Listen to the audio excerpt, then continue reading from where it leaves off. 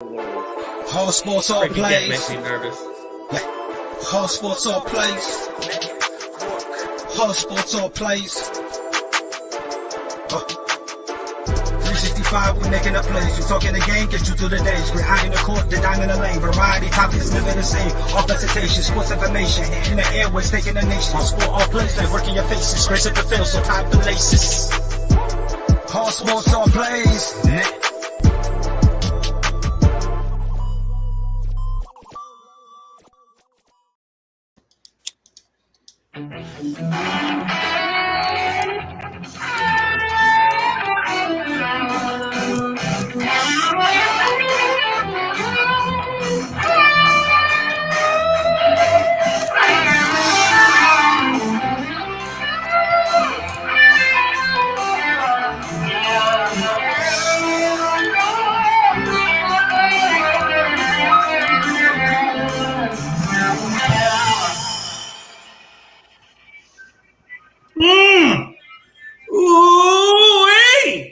Do we have a good show on Unscripted today for you?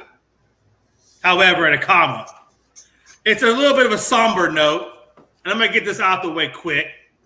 If any of you guys, and I'm going back in old school, if some of you guys remember the Urban Cowboy with John Travolta, you remember a certain bar called Mickey Gillies, and it was quite famous, might I say. And, of course, you know, the story behind it, Mickey Gillies had, you know, it got burnt down. Some people would say for insurance money, whatever. But if you know the story behind it, there was a country music singer named Mickey Gillies, and he's the one that founded the bar Gillies. Well, he passed away today, unfortunately. But he was kind of a legend. So obviously, like I said, he's known for Urban Cowboy, the movie. But his cousins were Jerry Lee Lewis, and my boy, the best pastor out there, known to man, looking at porno magazines and crying about it, Jimmy Lee Swaggart. Jimmy Lee Swaggart. Never forget Jimmy Lee Swaggart. Anyway, he was an icon in the Texas land, in the country music land, in the urban cowboy land. Mickey Gillies, rest in peace. Love you, buddy. In other news, well, before I get into other news, let me introduce the cast. Hey, it's your boy. Hey, hold on. It's your boy Jay McLovin hosting today, followed by my ever faithful partner in crime, the guy that was there from the beginning, Mr. Logan Landers. What's up, Logan? What's going on, Jay? Glad you didn't say nothing about my girlfriend this show. We are 2 of 3 this week, so I will take it. Frankie, nice to have you on. It's our Saturday tradition we look forward to. And also happy early Mother's Day. Tomorrow is Mother's Day here, so hopefully everyone can go and celebrate with their loved ones tomorrow. Yeah, I forgot. Tomorrow is Mother's Day. Happy Mother's Day to all those mothers out there and the people who are expecting to be mothers and pregnant. Happy Mother's Day to you all. Frankie, the Yankee, what is up, my brother? What's going on, guys? Good to be back here on our traditional Saturday night, unscripted night. Great way to start off the show. Rest in peace to the dude Jay was talking about. But you know, we're starting off unscripted with a beautiful history lesson and a history story. That's you gotta love it. Great way to start it off. That's how you get the fans in here. Hey, man. Hey, listen. So real quick, couple of housekeeping notes. Diamond DeShields. Of course, you know, these are things that just popped up that I didn't get time to put slides in. But I want to talk about Diamond DeShields. What a hell of a story. And, of course, we're going to talk about the WNBA here in a minute. But I just want to put a spotlight. I want to put a mega spotlight on Diamond DeShields. This young lady, unfortunately, had a tumor removed from her spine 21 months ago. 21 months ago, she has a tumor removed from her spine. She had to learn how to walk again. She was having tremors. The stuff that she had to overcome after that surgery was unfreaking believable. And then she goes out and wins a WNBA championship right afterwards.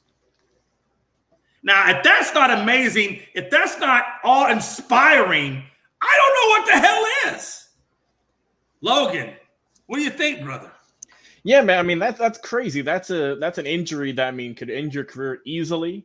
And for her to persevere and, you know, all of that recovery, hard work, and I'm sure a lot of pain she went through to win a championship, you know, the best thing you can do in a sport, you know, it speaks volumes to her. And especially at such a young age, Jay, she's only 27, and to already go through this, a former top 3 pick in the WNBA. I mean, hats off to her. And like you said, man, we're getting some WNBA action on the show today, so I'm sure we'll speak a little bit more about it then too. Absolutely. Frankie, what do you think about Mr. Shields? Is that crazy or what? Not only is it crazy, Jay, but it's an amazing story to tell in the future, not only to your kids, but your grandkids and their kids after that.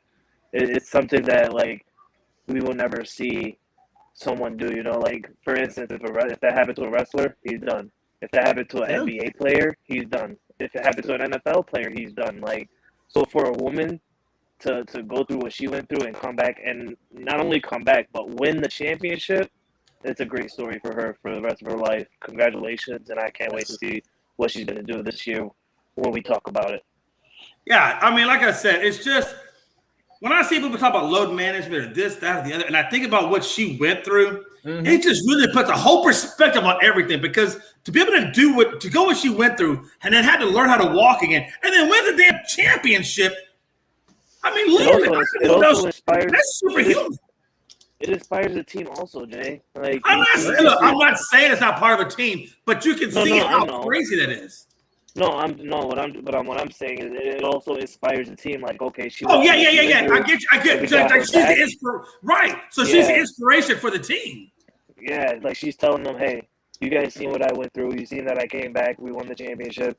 What does that prove? That just proves that you never let anything stop you from doing what you love to do. You got a tumor in your spine, get it removed, help yourself walk again. Well, not yourself, obviously. She went through therapy and stuff like that, but she did it quick timing. Normally, that, like Logan said, that's a life-threatening injury right there, where you probably wouldn't even be able to come back, especially something in the spine. So for her to just turn it around and come back, it inspires the team. It inspires the coaching in the front office, and it also inspires the fan base. She had everyone behind her, and that's what motivated her, that's what pushed her, and that's what made her a champion again. Oh, absolutely, and I'm gonna totally agree with you. And now we're gonna switch things up a little bit. Logan.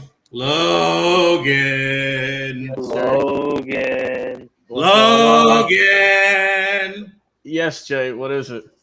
I'm about to bring the pain. Okay. Ooh, like Brock Lesnar.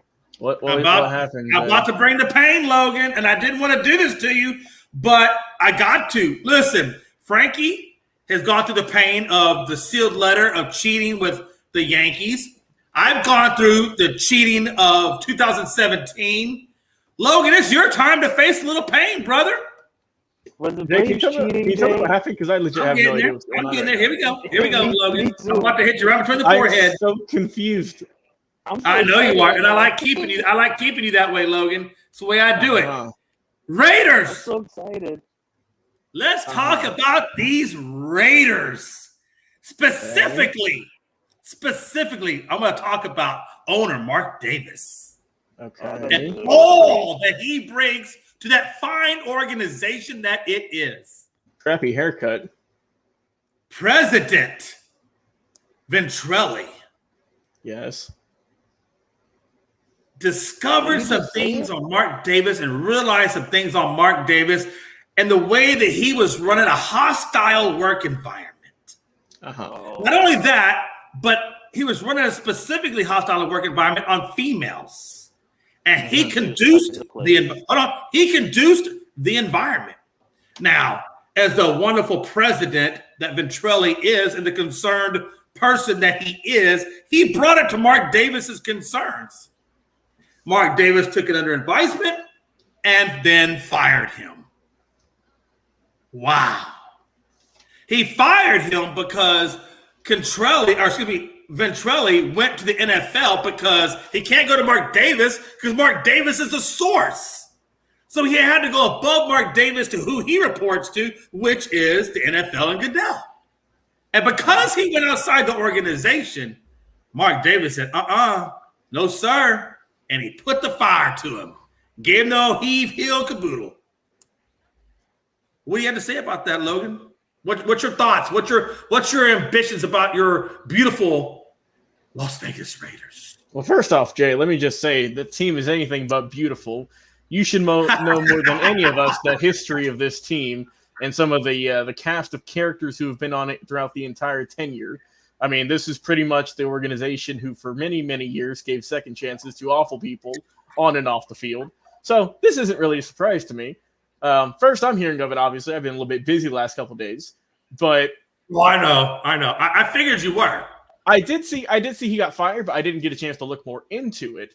But like you said, if there is some workplace stuff going on, the hostile work environment that you said with Mark Davis and whatnot, I don't think they're going to do anything to Mark Davis because it's Mark Davis. And I say that in the fact that he's been probably, if I had to guess, one of the longest owners in the league, obviously with his father, and then him taking over. So, I mean, like I said, we're going to find out some more stuff into it, but it just adds more. It adds a little bit more spice to the organization. We all know that they cannot stay out of trouble in one way or another, whether it's the players, whether it's the front office. So this is just another day, Jay. I don't know why you're comparing this to the cheating scandals in baseball. I thought it's not a comparison. It's not a comparison. We're just talking about the pain that you go through with your franchise, not the comparison. I'm not saying that the Raiders cheated. I'm just saying we all have to take our part of the pain. Now, here's the deal. Frankie, this is my question for you specifically. Yes, so sir. You got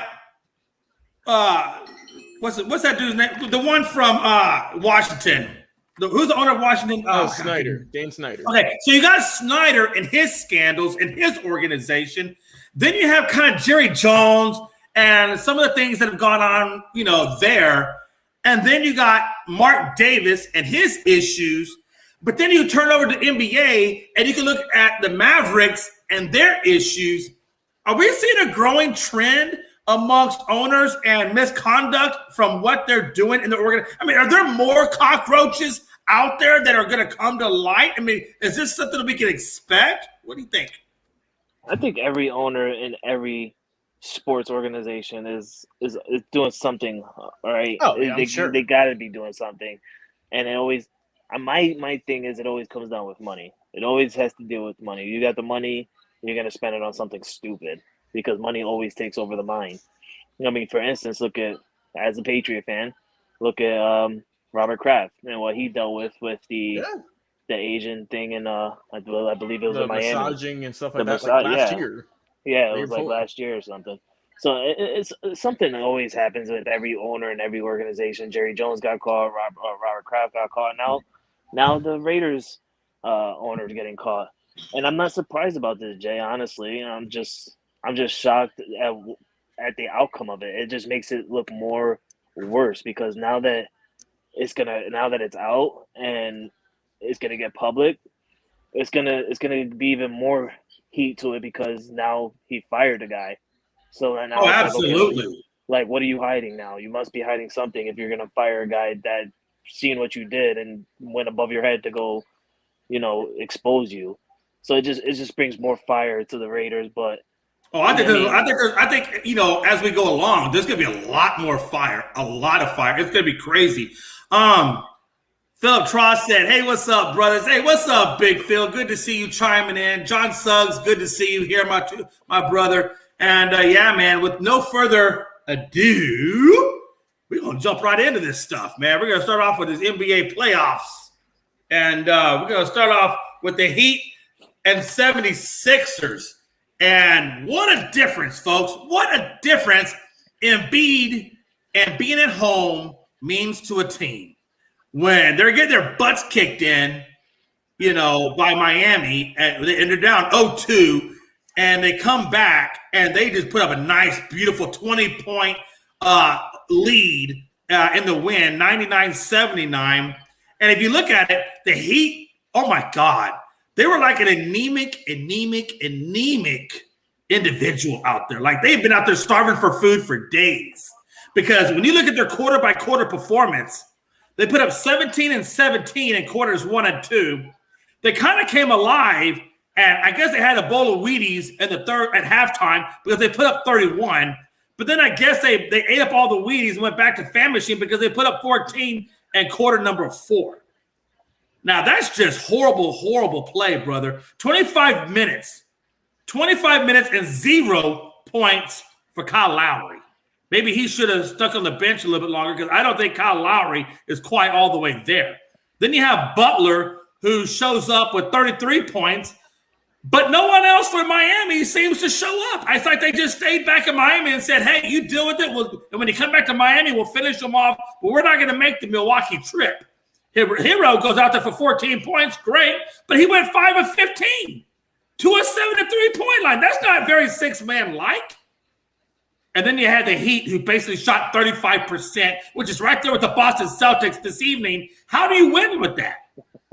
But then you got Embiid, who played 5 of 12 for 18 points on 11 boards, and you know he's hurting, but he obviously was a catalyst because he obviously propelled the team. Now, I will say this. Harden, at some point, you're going to have to do something.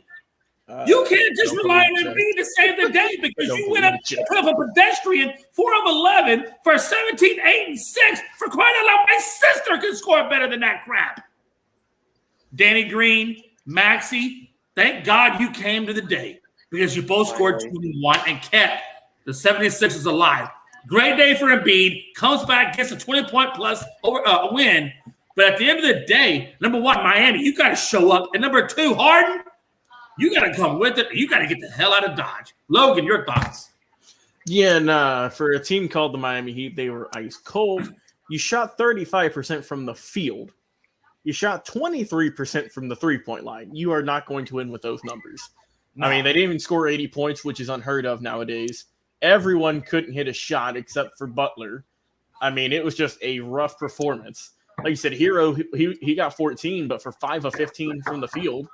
I mean, Butler, if it wasn't for him, they would have lost by 30 or more.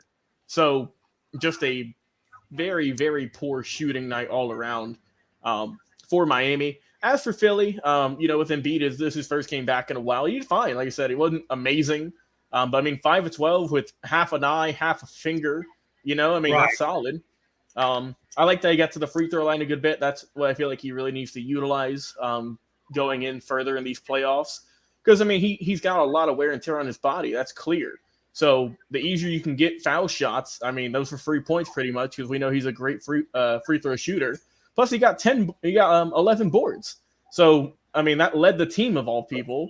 As for the Sixers, like you mentioned, Danny Green had a good night with 21 on 7 of 9 shooting. All those being three-pointers, mind you. Tobias Harris wasn't even a factor. 4 of 13 shooting. That was awful. Like you mentioned, Maxey had a solid night, 7 of 11 with 21. He was plus 17, as was Danny Green. And even though, like you said, Harden had a poor shooting night, he did go 8 of 8 from the free throw line with 8 rebounds and 6 assists. But he did have 7 leading the team in turnovers. So, I mean, you have 17, but on 4 of 11 shooting and only 1 of 7 for 3, like you said, I mean, we've said since the playoff started. I mean, it's pretty clear to me that James Harden is just not that playoff caliber player like a lot of guys are in the league, and he shows it pretty much every single night, Jay. So, right. I mean, good win for Philly, but I guarantee that if Miami would have shot the ball a lot better, it would have been a lot closer. Because, I mean, it wasn't like the Sixers were shooting the lights out either. They shot 47% from the field and 48% from 3. So that was solid, but really only 2 to 3 guys who were doing a lot of work. So I think, like I said, good win for the Sixers. They needed this one because you do not want to be down 3-0. So solid win by them. And, we might have another series again. Yeah, and before we go to Frankie, Sandro Royo Sanchez. I hate to tell you, brother, but if you come up with that anemic ass shooting again, your ass ain't getting nada. Nada. So we'll see. Frankie, what do you think, my brother? This series is ass. This is the worst series anybody can ever watch. The Miami Heat are heat garbage, and the Philadelphia 76ers are just straight trash. I don't really care. I don't enjoy this series. I mean, if you really look at that game yesterday, yeah, 76ers won. Whoop-de-doo. Let's throw some confetti up for them. Ooh. I think everyone who paid to see this game. Exactly. Look at the turnovers on this game total by both sides of the ball. Like, it was embarrassing. This was like an embarrassing game. And it was very embarrassing. Yeah, And because everybody's just excited because it's a closer game. It's a closer series. They're down 2-1. Ooh, one more game at Philly. Embiid's back. Let's be real. Embiid don't look healthy to me. Embiid don't look ready. He looked like he came back too quick. James Harden, I'm not even gonna get to James Harden because James Harden is regular James Harden. Like everybody knows how James Harden gets in the playoffs. They had almost 30 combined turnovers, by the way. I just checked. Yeah. Look at that. Look at that. That's insane. It's just ridiculous. It's the most embarrassing game to watch. Maxey, congratulations. You stepped up for your team finally. I mean, they could have used that the first 2 games, but congratulations. And so did you, Danny Green. Whoop-de-doo. You did perfect from the 3. Where was that game 1 and game 2? Now, can the 76ers keep it up? I don't know. But the Miami Heat, they're dog water. Literally, they're dog water. They should not even win this series now that Embiid's back. Honestly, I don't see Miami winning this series now that Embiid's back. So we can kiss the Miami Heat goodbye out of this playoffs after this. I know that for sure. I'm about to say, also, too, just the defense was not there. I mean, the defense wasn't there all night either for the Heat, and that's kind of their calling card. They just weren't – it's just – they were off last night. They couldn't do anything right. How do you have the 6th man of the year score you 11 points? I'm done. That's all I got to say. I'm done. Anthony Price goes on to say, any team that's 2-0 always loses the 3rd game. But, here's the deal with that, right? And I agree with what he's saying. But, you have to look at the situation. The Sixers have been without Embiid. If Embiid is there, this team's not down 2-0. No. Let's be honest. I don't think they're down 2-0. Embiid's the best player on the court. If Embiid started this series with the 76ers, the Miami Heat would be down 3-0 right now. I agree. But I think, Embiid does more than just put up points, I think, for this team. I think Embiid is kind of, when you had that security blanket, just knowing that he's out there kind of elevates your game a little bit. I think Embiid just has to go out there and put up a good game in game 4. And I think, and God, Harden's got to show up. If Harden somewhat shows up, they can go back to Miami with a 2-2 tie put some heat on Miami back in Miami. I don't know if you need a 50-point game performance from Embiid. You just need him to be out there to kind of get that security blanket, and hopefully everybody else will elevate their game. I would hope, Jay, as long as he can score around 20, 25, right, per night, and the rest of the team can shoot a little bit better. I'm not expecting Danny Green to shoot 7 of 9. And I am expecting Maxey to go, 5 of 11 or whatever. Right. I mean, as long as really those 2 guys, and if you get Tobias Harris in the 2, he's not an awful player. He gets paid a lot, but he definitely needs to shoot the ball a lot better. If you can get some of those other guys around him to step up and he can score 25 or whatever a night with all those injuries, like you said, he's injured, so he's not 100%. Right. That's your key to success there. And as for the Heat, it's pretty easy. Just shoot the ball better. Because that was just a poor performance from everyone except for Jimmy Butler. If it wasn't for Jimmy Butler, they would have lost by 40. Jimmy, who cares? Yeah. Yeah. Yeah. All right, folks. Hey, we're going to move on to the next game. Let's talk about this Dallas and Phoenix, man. Hey, Chris Paul's 37th birthday. This was supposed to be the game where all the Phoenix Suns rallied to get him to win on his birthday so he could go out and have some champagne, go to the nightclub, throw it down, whatever he does to celebrate his birthday, he was supposed to be able to do in style. Jay still did that. He don't care. He lost the game. He said, you know what, I'm going to go drown my sorrows. You know what I'm saying? So now Phoenix is 2-1 in the series. They're still up, whatever. They lost to the Dallas Mavs, 103-94, so lost by 9 points. But damn, so Dallas Mavs have other players that can score other than Luka? What? Yeah. Right. Apparently. Apparently. They said, hey, you know what? Hey, let me tell you something. Hey, you know what they did? Hey, the announcer came out there after the game was over with. No, actually, it wasn't even the announcer. I think it was the reporter when they were doing the interview with Brunson. The first thing the reporter said to Brunson was, hey, welcome to the playoffs, Jalen. We've been missing you. Yeah, Brunson went off for 28 points on 10 of 21, 7 of 7 at the free throw line. He actually showed that he could be a number 2 to Luka. Of course, it doesn't hurt the fact. And here's the deal. What's really weird about this was they shot the ball pretty comparably. If you look at the Suns, they went 34 of 76 for 44%. The Mavs went 40 of 90 for 44%. they shot the ball. They did the rebounds 13 for 28. Or no, excuse me, the 3-point line. The 3-point line was 13 for 28, and the Mavs did 13 for 39. And they rebounded. The Suns rebounded at 45-36 for the Mavs. I mean, these guys were really close. The only thing that really hurt them was Chris Paul didn't show up, and neither really did Booker. They really did. Neither one of them really showed up. And that's what cost them the game, because the Mavs typically the Suns typically shoot 50% or better. In the last 8 games, they've shot 50% or better. This is the first time in 8 games that they shot under 50% at 44%. I know why. So the 11 games. The Suns have owned the Mavericks, the 11-game win streak. Now that's snapped.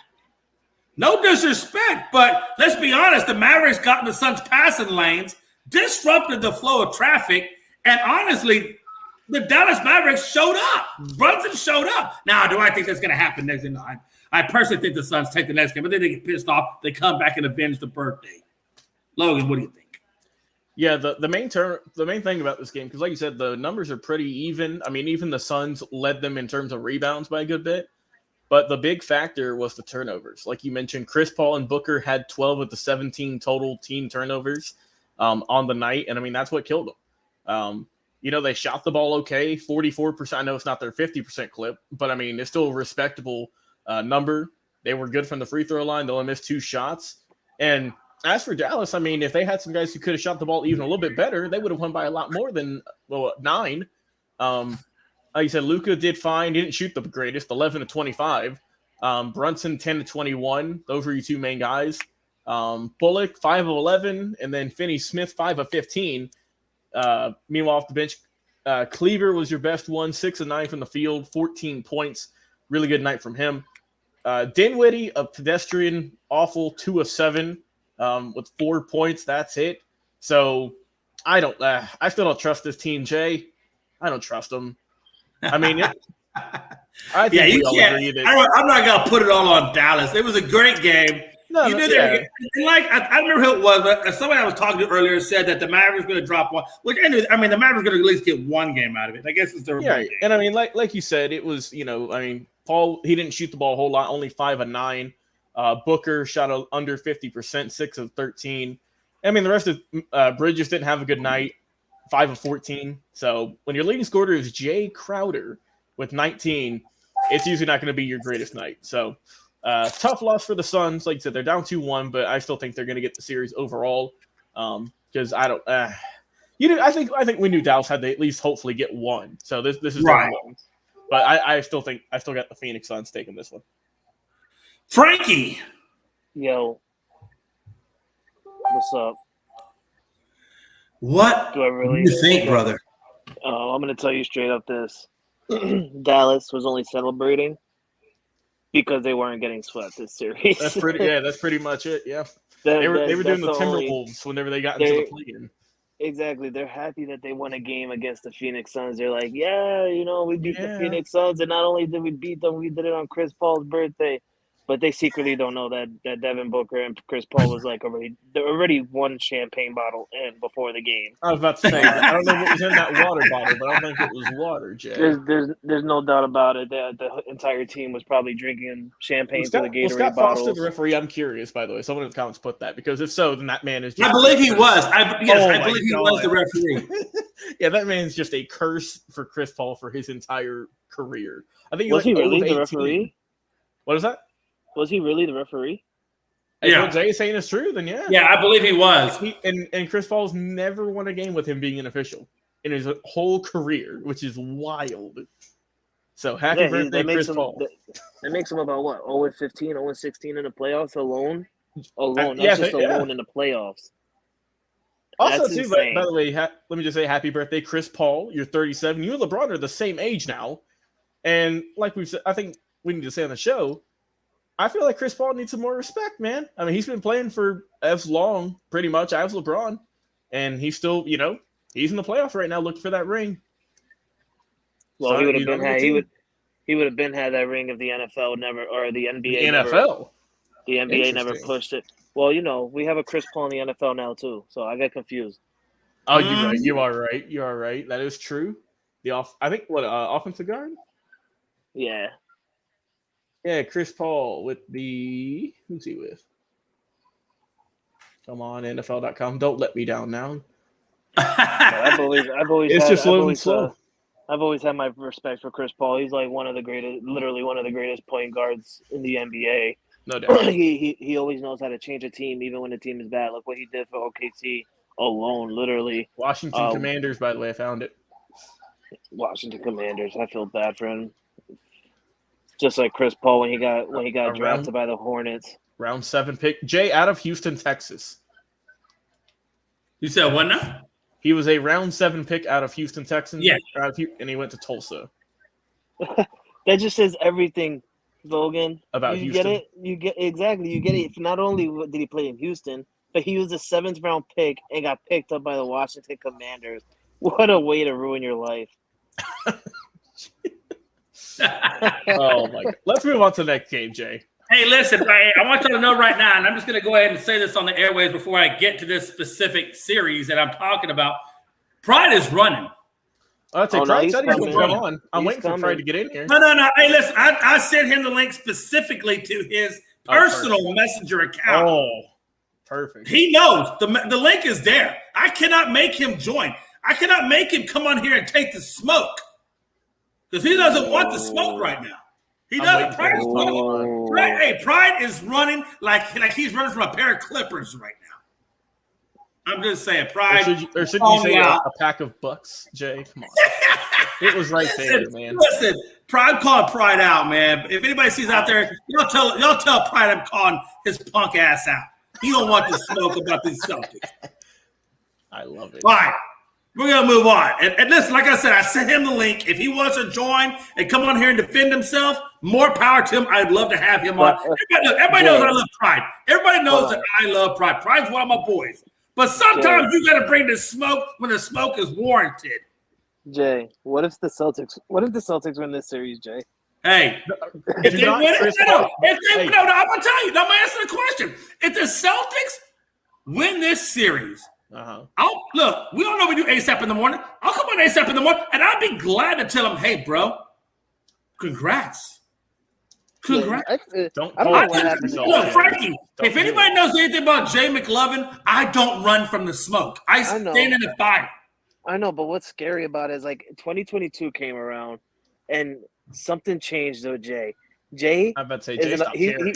He is an apologetic dude now. When he noticed that he is wrong about something, hey! Uh-oh. He's here. It is here. It is no longer, as we established, it is no longer Montez. I'm gonna start it off right now. Hey, yo, Pride. Jay talking about the Celtics, and he said you running, you dipping, and you dodging. He called you a punk ass. He said you ain't ready for the heat and the smoke. Let him know. For who? For the Miami Heat? No. For the Celtics. Oh, okay. Hey, but Brian, before we get into this, hey, I want you to know, I did say that I love you. You're my boy, and I do anything for you. But right now, Pride, you got to take this smoke a little bit. You got to take it. No, because I remember Pride saying. Can I ask you a question? Yes, you can ask a question. But let me say, because Jay, I know what you're gonna say, Jay. I know. No, let me put the remark out there, and you can defend yourself because I brought you on here. Because what you're gonna do, you're not gonna put the full context, right? What you're gonna do what Freddie does, right? You're gonna do a little bit of it to pretend that you made a grand point. Oh my God. What I said was, if you need to rely on the Celtics or any team shooting under 40% for the entire series for you to win, you're gonna lose the series. That is not what you said. Can I tell you what you said? You can tell me if I'm lying? No. Well, you're an honest guy, Pride. Pride, you're an honest guy. The fact that you're disagreeing with me tells me you're lying. No. Go Pride. ahead. Let me tell you what I heard you say. You said that it was very seldom. Jay's been watching Fox. Wait, hold on. Pride said that it is seldom. It is very low that you would ever see the Celtics shoot 33% again. That's what he said. And Pride knows that's what he said. And I told Pride, I said, hey, man, I'm telling you, deja vu, it can happen again. Pride said probably could, but it's very slow. Well, guess what? Deja vu, motherfucker. It happened again. You said 33%. Are you done? Chill. Are you done?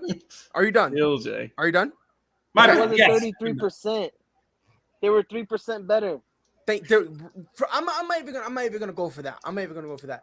The funny part about it is, we went under 30. Can someone tell me the final score? You lost. 103, 101. So again, we shot 36%, and it took the rest basically turning a blind eye to Giannis giving nothing. Like, I've never seen a player like Giannis charge so much and never get the call. Right. Like, I think it was the first quarter we got one with Grant, which I was like, okay, look. And then for some reason, Mike Budenholzer challenged it, which I'm like,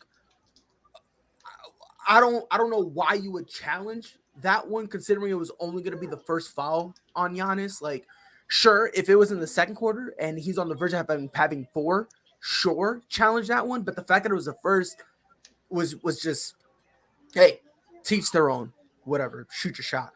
But like, dog, I'm chilling, I'm vibing. Celtics are winning.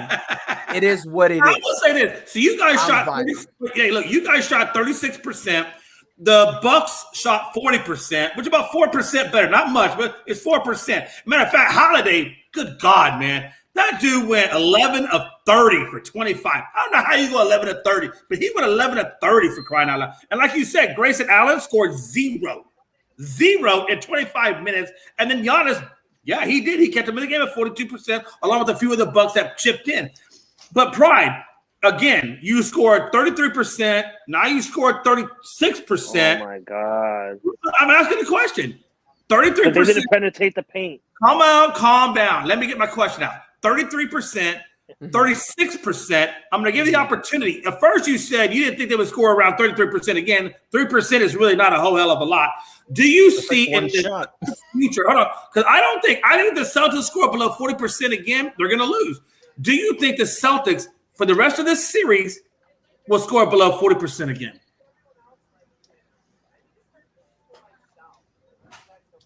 Yeah, is it my turn? No. Yeah, of course it's my turn. Pride's in that Steiner math in his head. Okay. It don't matter. And I'm gonna tell you why. Logan, this is for you. You want Steiner math? I'll give you Steiner math. Oh, Watch. God. There's a 33% to shoot. Here's how it is. Ready? So what did the Celtics shoot this game? 36. Let's say 36. And the Bucks shot 40%, right? Correct. So that is 76% chance, right? Okay, so put that 76% chance off to the side. I am 100% Boston Celtics. What's 100% 76? That there's a 176% are gonna beat. Thank you. Somebody timestamp this. I need some math checked out. Pride. Hey, listen, I'm not even that smart. My math skills are not that great. I need a fact check on Pride. I understand everything he just said. That made perfect sense to me, Jay. I don't know about you. At the end of it, Jay, what he's saying is it spells Boston disaster. Boston Celtics at 6. I'm gonna put it to you this way. I don't see how y'all say that. Because they have a 175% chance, Jay. 176. 176% chance. Jay, let me put it to you this way. I'm gonna put it to you this way. The Celtics are Scott Steiner. The Bucks are Samoa Joe, and the rest are Kurt Angle. You do the math after that. Brother. And Marcus Smart is a genetic freak. Yeah. No. Marcus Smart is my Pete Williams. I've never met anybody in my whole life. No, seriously, Pride, you're really good at this. I got to give you props. Thank you. I've never met anybody in my life that can take a team shooting as bad as they do and turn it into a positive and make it look so damn good. Like he took a pile of dog poo-poo and turned it into a diamond. It's amazing. I'm just saying it's amazing. Jay, put that comment up by Anthony Price. Yeah, I was about to say, put that last comment up. Pride learned from the NFL. Don't argue with a Cowboys fan. Shoo. Man, hey, listen. I'm not even crazy. I mean, there's some good facts in there, but that's all right, man. Listen. It's crazy that he said that because the Cowboy fan agreed with him. Hey, listen, man. And no, I'm not. You know what? Because look, I know my fan base. Okay, I know my fan base, and our fan base, like Pride has said many times on the show, we do have that mentality. I don't personally have that mentality. I really don't. I think I'm pretty neutral. Can I be a part of the Jay McLovin fan club? You know his fan base, everybody. Hey, listen, man. We got We got some pretty cheap rates to be a member of this Astros. fan club. Let me tell you. A new member of the Milwaukee Bucks fan base. We know. Yeah. Shut your mouth. You hush your mouth. We're not going to go there. I'm not going to allow you to go there, Frankie. Frankie, relax. He's like his best friend. He's a Miami Heat fan. Oh, shoot, man. Damn, boy. Y'all come out the – all right, anyway. Hey, listen, we're going to move on to this WNBA season, man. Hey, Pride. Hey, like I said, man, hey, it's going to be interesting to see where this Celtics go. You're down 2-1. You got 2 more games in Milwaukee. Let's see what they can do. They can do. How many letters are in Milwaukee? A lot. Too many. A lot, right? That's how many L's they're going to take against Boston. What's the next topic? Man? Oh, see, I love how you see these transitions. You got good transitions there, Pride. Hey, listen, we've already talked about. You know why Milwaukee's going to lose? Because they're owned by Aaron Rodgers. Come on, bro. Yeah, they're going to choke. Goodness gracious. Hey, listen, I get the point of that, but they did win last year, so we can't. I guess you really can't use that as an excuse. But we kind of already talked about Diamond DeShields and her epic journey from being disabled with that tumor removal, and then the next year going out and winning the championship with their team. You know, so we already kind of start the WNBA off to a good start. I'm just gonna kind of give myself my things, and you guys can tell me what you think about the season. I kind of look at the MVP being Jonquel Jones. I think she repeats again. The girl's 6'6", multifaceted threat. She's not slowing. I don't think she slows down personally. I think Courtney Williams is probably the only one really that can challenge her for the MVP this coming year. But I think Jonquel Jones is just playing phenomenal basketball, and I don't think she slows down. Let's talk about the hard cap. Is only carrying 11 players for some teams because they can't afford it. Here's the deal with the WNBA. So they got some players that are wanting a little bit more money than what the typical WNBA player gets, some of the superstars. So they're actually accommodating that. The problem with it is they're going to have to do away with one position to accommodate giving her that extra money, and they're to stay underneath that cap. Unless in some cases they're allowing you to carry a rookie, or I think what they're trying to do, what the WNBA is trying to do, is allow you to carry a rookie above the cap, but that hasn't really been approved yet. Are the 4 teams that missed the playoffs? I think the LA Sparks improved enough to actually make the playoffs this coming year. So out of the 4 teams that lost, I think LA is probably going to switch out and get back in the playoffs and kind of bring that LA Sparks back to the league. I got Ryan Howard. I think she gets Rookie of the Year. The girl's just looking phenomenal. I think Alyssa Thomas is going to wind up getting Defensive Player of the Year. And I have the finals to round it up. I got the finals being Connecticut Sun versus the Seattle Storm. I think the Connecticut Sun will win the WNBA crown. And I think the top 5 teams in the WNBA, in my opinion, are Connecticut, Chicago Sky, Seattle Storm, Phoenix Mercury, and I'm going to have Las Vegas Aces round out the top 5. Let's go. Brian, what is your thoughts on the WNBA season coming up? It was in his heart to let it come out. It was. He wanted to say it so bad. Pride, what do you think? What are your thoughts on this coming WNBA season? What do you expect and what do you think? Well, the WNBA right now, they're in an awkward situation where this season has to be not only entertaining, but they need to put themselves in a situation where they can basically survive on itself. Yeah. I think this year is the tipping point. You know, I believe it would be the tipping point. They're doing way more advertising for it. I've never seen so much advertising for the WNBA ever. Right. Fact check me if I'm wrong, but no, you're wrong. It kind of seems like not only the WNBA sees it, but I think same thing with the NBA where they kind of understand that too. So they're giving them some they're giving them more Right. advertising, and hopefully people can end up, being fans of them and all that stuff. But yeah, no. Good luck. Yeah, I agree with you. Good luck. And I think it's gonna be really hard for the rookies that were drafted in the draft to actually make these teams unless you're just Dude, there's a couple years ago, first round picks from like last year and the year before last are getting cut. Yeah. Bro, these are women who aren't even done with their rookie contract. Right. Getting cut in the league. Yes. It's just because like you said earlier, Pride, there's really just no money in the league for them to be able to carry these players. Right. It's really bad, but they're gonna have to figure something out. It's messed up to say, but you're gonna have to, because I don't know, man. I don't know what league. I've never seen a league where all of a sudden people who were just drafted in the first round are cut. Right. And not because they're bums. They just don't have the money to pay them. They don't have the money to pay them. Exactly. Like, that's sad. insane. Like, that's insane. But, good luck. Good luck, man. Good luck. Logan, your thoughts on the WNBA season? Jay, Atlanta Dream going worst to first this year, baby. Number 1 overall. Now we're going to the chip. We're already beating your team, the Dallas Stars, by 10. Or excuse me, Dallas Wings. Still got hockey on the brain. Who cares? But stupid Ryan, hockey. let me just say, Ryan Howard, Jay, like you said, Rookie of the Year, not doing so hot. 2 of 8 shooting, but it's her first game. I'm sure she's nervous as all can be. So I'll give her a pass, But as long as they get the dub, that's all that matters. But hopefully they can get something going this year, and hopefully not draft number 1 overall. But like y'all were saying, yeah, they got to do something this year. Like Pride said, there's been a lot more advertising because they know that. I mean, correct me if I'm wrong, but I feel that the WNBA, like, each year they just lose money instead of gain money. Like, they're pretty much only being aired because the NBA is like partnered with them. Right. So they got. Yeah, I think the NBA is not partnering with them. I don't think they anymore.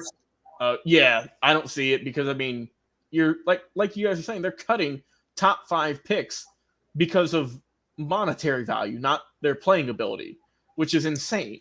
So hopefully we can get some more popularity. I don't know what changes or whatever they might have to do. But yeah, they definitely need to do something if they want to just maintain being a league first and foremost. And I hope they do that. Frankie, opinion on WNBA, brother?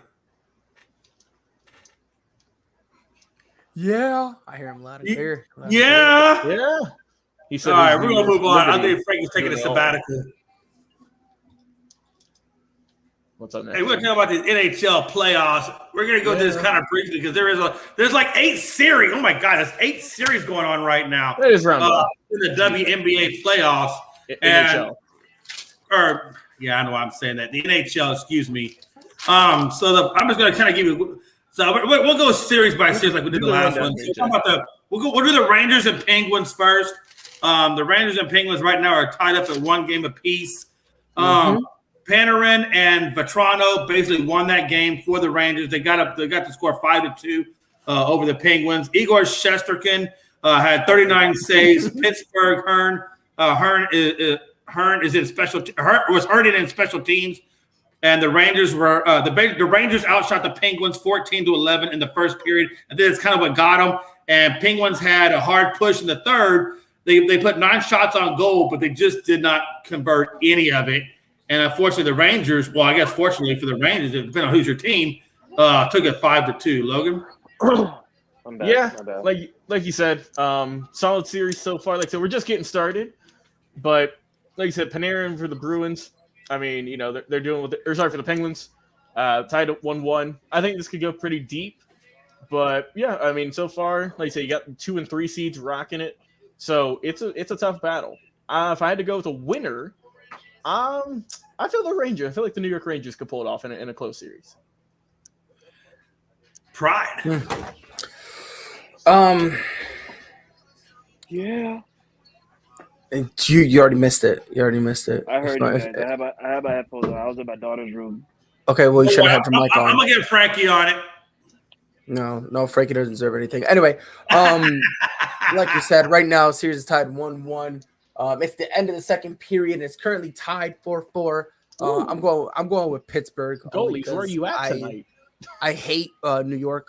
It's a garbage state. Dang, it's a Frankie, cesspool of a play. I don't care. It's horrible. It's bad. If New York was burning to the ground, there's only one person I would save, and that's Jacob deGrom. And the only reason I would save Jacob That's what DeGrom you wouldn't even save is, me, bro. That's like nah, bro. disrespectful. Nah, You wouldn't even save the nah. Yankees That's player? crazy. No, what? That's crazy. Nope, negatory. Oh, well, If that's anything, understandable. Hey, let's for be someone honest. that's in That's the that only way league. right now Boston can I'll get let up to number one is if they burn the Yankees down. Ouch. They hey can't Jay even get to McLovin, number one question, there. question, Oh, Jay, God. question, Jay. The Astros. What are Yes. you guys gonna do later in like 2 months? Nothing, right? All right, so shut your mouth. As I was saying before, I was so rudely interrupted. Hey, we're doing better than Boston, though. Okay, congratulations. You're doing better than Boston. Instead of being trash or recyclables, we're all still going to the same dump. Anyway, as I was saying, again, We are on a 5-game win streak. You said what? We are on a 5-game win streak. Congratulations. Cross your fingers, hope it'll be 6. It'll never reach 7 because you can't count to 8. As I was saying for the third time before I was so rudely interrupted. Jesus, man, I can never get my I can never say what I want to say, god dang it. And by the way, my wife's a teacher, so I'm pretty sure I can get to 8. There you go. And I'm glad, and guess what? Guess what? The Astros are teaching everyone how to get dubs because they're losing to everyone in sight. For the 4th time, as I said before I was so rudely interrupted. Yeah, I refuse. You can't do that. Oh, you man. can't script it. No, you cannot. You really cannot. Look, I got Pittsburgh. All right. I think it's going 7 though. I think We need it's those going game 7. 7s.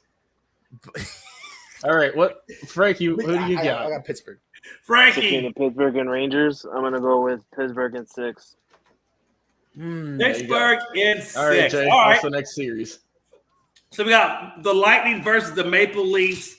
I believe that is they won 5-3, and that was Tampa Bay. So they're tied up 1-1 right now in that series as well. And yeah, Victor had a goal and 3 assists for the first 4-point playoff game.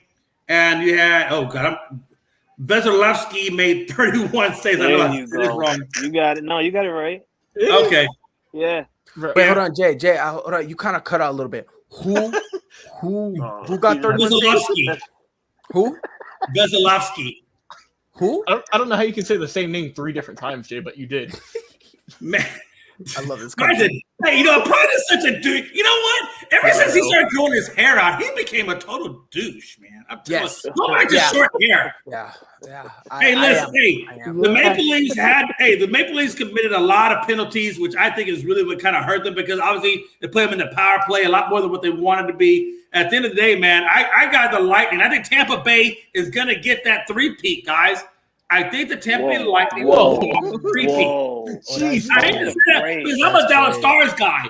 But look, are you sure about that? unbiased, Tampa Bay is just Tampa Bay in the world of hockey, and they're doing Whoa. 3-peat. Tampa Bay They're already Lightning down in the series. They're down 2-1. Wow. Hold on. Jay, are you serious with the 3-peat? No, I really thought I was the pothead of Unscripted. No, they could pull a 3-peat. The series is tied 1 apiece. No, Jay's 2-1 right now. Jay Is it 2-1? I'm sorry, is it 2-1? Yeah, now Toronto's it's up 2-1. Toronto's up 2-1. That's okay. I still think He said he's still sticking with it. 3-peat. I'm sticking with Tampa. I don't know, man. Look. I do have Tampa getting out of the first round. Don't get it twisted. I do have them playing, or having them beat the Maple Leafs. But bro, 3-peat. No, I do, man. Pride. I don't know, man. Jay, if you do that, I feel like Pride needs to buy like a Houston Astros jersey or something because that is wild. I'll kill myself. You know what? Pride, you know what? Let me tell you what's going to happen. I'm going to stay in Pride's life to the day he's dead. On the day of his death, I'm going to make sure that I'm at the funeral home. And I see the casket. And I'm going to personally, when nobody's looking, I'm going to throw an Astros jersey in that son of a bitch, and he's going to get married. He's going to get buried with it. Jay, how can you even say something like that? You're like 20 years or 30 years older than Pride. Nah, because you know what it means? It means Jay's going to take care of himself. He's going to go jogging. He's going to eat right. He's not smoking or drinking. Jay's going to become a vegan. Straight vegan. And hey, I'm going to cryogenically freeze myself until his death. And I'm frozen and make it to the funeral. That far. You're not even Jay's going to go entire that far, pantry is going to be held with military food again. Yeah, it's straight Jay's MREs and everything, everything, right? That's straight up. And then guess what's going to happen afterwards? Right? After 6 months, he's going to get sick of waiting, so he's going to get a hitman to kill me. That's how it's gonna go. My guy's gonna get sick and tired of waiting, so he's gonna be the reason. Hey, That's what I was did you thinking see in my it? head, Hey, like, you Pride damn be at the doing gas station one day pumping that gas, and all of a sudden everything went black. Jay's You just gonna gonna have a kidnap him now? Futurama moment and just Jay, be you like, can't cry. be saying something like you can't be saying stuff like that live. Hey, on here. again, these are not the wishes of anything. I am just merely having a good time. We Nobody are, but we are not affiliated with the ASAP We're network. gonna be live, and the next you know, we're just gonna see a bunch of group of men just rushing into Jay's house and just yanking him away from the computer live on the screen. Hey, you know what? Jay's still gonna be talking about this. Jay gonna be yelling, "Pride, I'm coming for you! I'm coming!" You know what he's gonna be like? Booker T. No. He's gonna be like Braun Strowman screaming, "I'm not finished with you." Logan. Yes. Who did I leave off with? No, Prime. Maple Leafs Lightning. Let's go. Let's do a quick one here. Oh yeah, no. Let's knock these out. So Take I got We got Lightning. 6 topics. Lightning and 6. Lightning is 6. All right. Yes, sir. Frankie. I don't know, man. This is really a good series, to be honest with you. Like, Really is. Toronto hasn't been in the playoffs in years. I would say they've Toronto's- choked a lot. And let's be real, Toronto is the city of hockey. Like, That is true. way more than Tampa. I'm gonna. You know what? I'm not going with Tampa this time. I don't think it's their year. I don't think they're 3P. I'm gonna go with Toronto in my either 6 or 7. Yeah, I'm gotta gonna pick go with one. Frankie. I think that Toronto's, they've choked a lot. There's seasons where they should have went a lot deeper and they didn't. And this could be a good run for them. So I will have them beating the Lightning in, like what Frankie said, 6 or 7. Like I said, they already have the lead right now, so hopefully they don't blow it. But I think they can advance. Wow. All right. Hey, What's next up? one up is the Blues and Wild. And one thing I'm gonna point out about this series is the Wild went 70 minutes scoreless before Eriksson got the first goal. But the one thing I want to point out is Kaprizov. He got the 3 goals and performed the hat trick for the Wild. Fleury got you 32 saves, and the Blues did have some injuries that let them thin at the blue line. But how about that freaking hat trick by Kaprizov? I mean, is that not amazing or what? Always love hat tricks. I mean, Who? I'm not, Yeah. nah, I know listen, Jay man, was I practicing will these say days this- before the I show. will say this right now. If anytime anyone gets a Looking hat in the trick, mirror. I think it's impressive. Whether it's hockey or soccer, if you get a Yeah. hat trick, I think that's Hard to do. It's hard to do any Right. kind of 3 thing. In Right, sports. exactly. Right. Like it's hard enough to score once in hockey, right? But Well, then 3. 3 times by a Stop. single person. God bless. What do you mean stop, Frankie? I could do it and break my ankles while doing it without.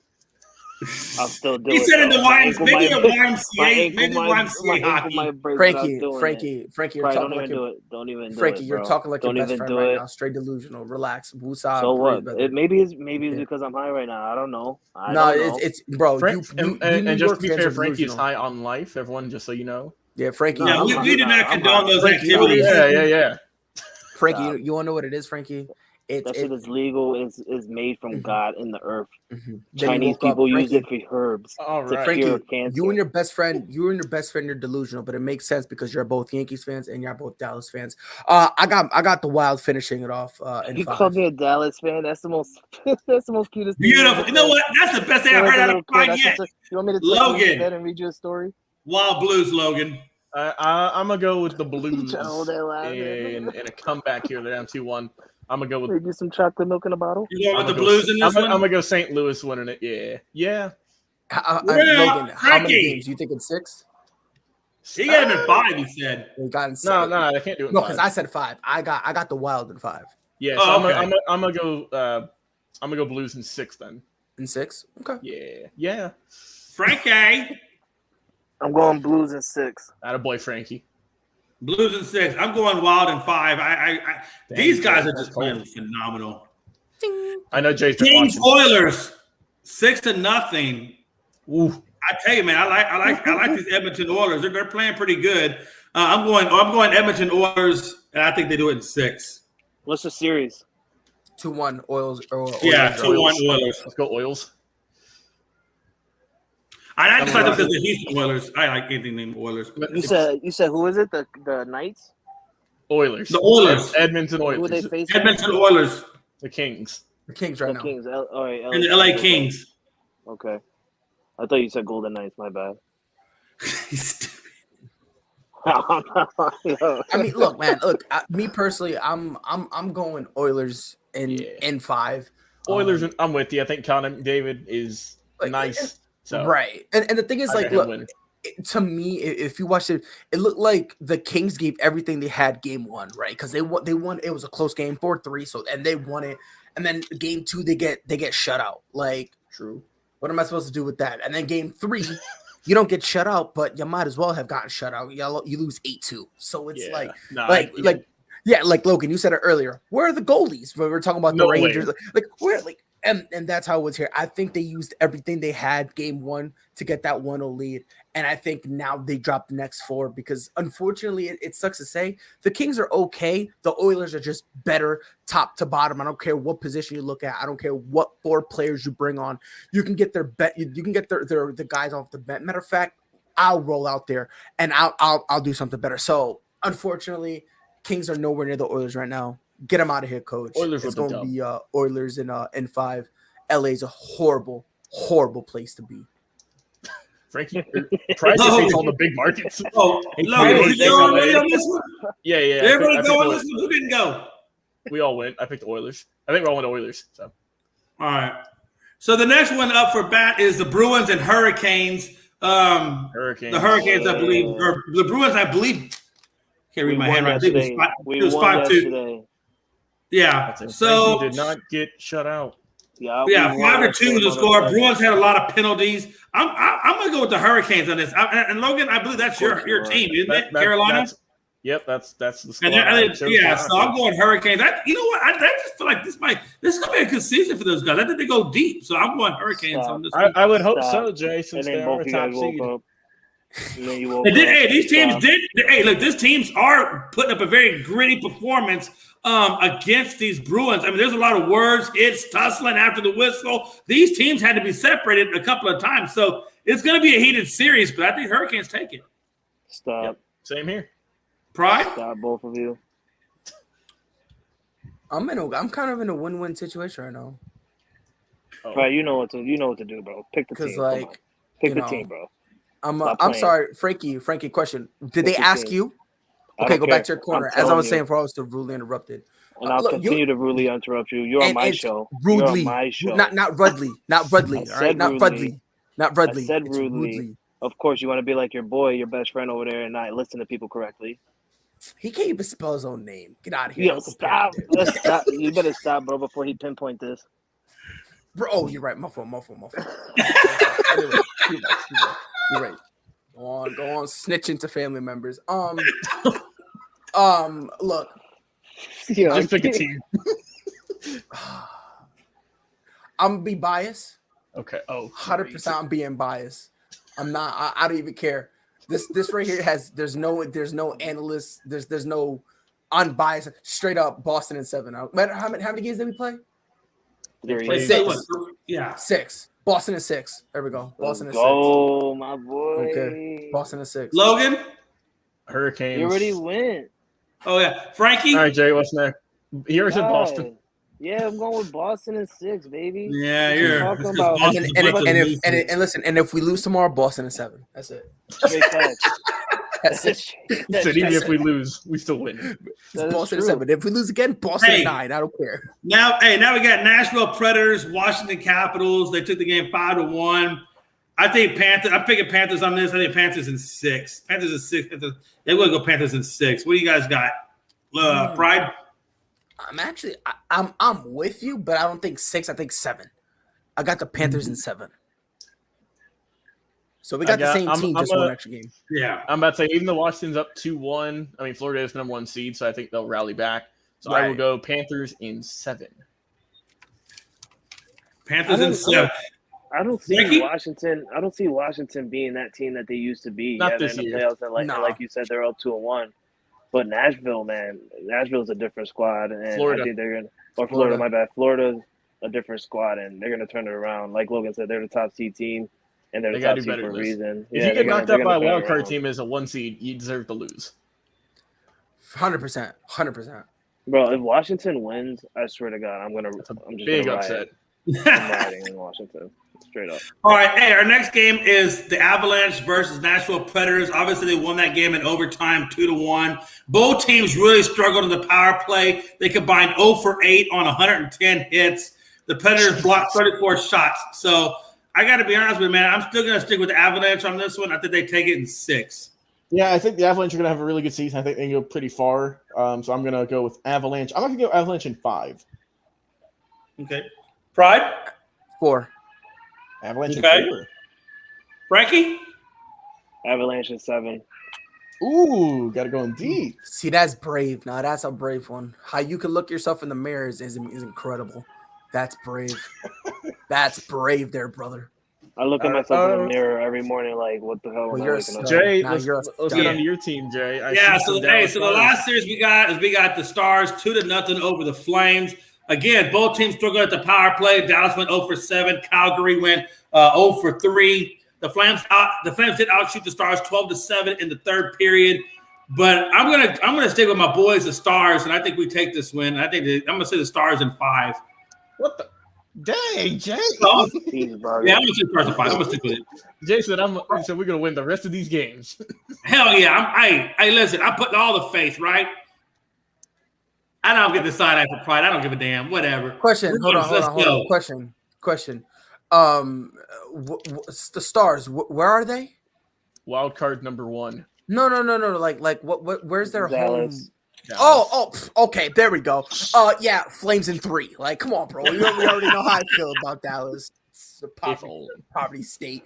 I don't care. Even though Dallas is a city, I don't care. Man said we're going to eliminate a game just for this series. 100%. We're doing it. We're penalizing the Stars because they're in Dallas. That's why we're going to penalize them. We're going to have them play Dallas. one less game.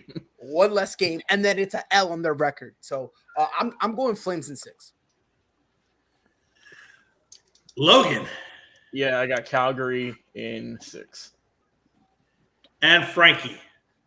I always go opposite of Dallas just because of you, Jay. So I'm gonna have to go Flames in 6, and they're gonna smack the Flames off you guys. That's why they're called Flames for a reason. They're gonna knock the Stars out of Dallas, Jay. Man, hey, listen, it's all good. ASAP Network just hate Washington teams. It is what it is. Yeah, I guess so. It kind of seems that way. All right, so the next item up for bid is going to be Pete Carroll. He does not see trading for a quarterback. Well, he's got Geno Smith and Drew Lock, so I don't know how you don't think about trading. Question. Said who? Real quick. Did you guys hear what Pete Carroll said about Drew Lock? No, I don't know if I want to. This man had the nerve with a straight face to say, if Drew Lock was in this year's draft class, he would have been the first quarterback taken off the board. All right, so I think Pete Carroll needs to retire and go to a home. So again, 100%. I don't think. I think all the hits on Russ gave him CTE.